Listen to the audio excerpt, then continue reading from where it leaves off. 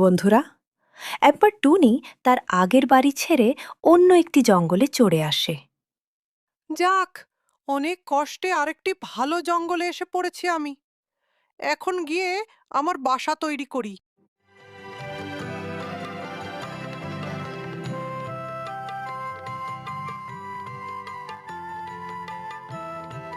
টুনিকে আবার একটি বাদর দেখে ফেলেছে, সে দেখে দৌড় মারল।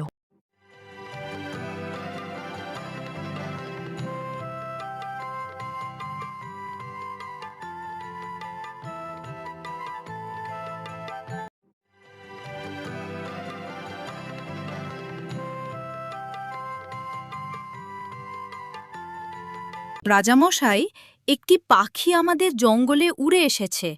আপনি একটু দেখেন ব্যাপারটা। কি বলো বান্দর? আচ্ছা, আমি দেখতেছি ব্যাপারটা।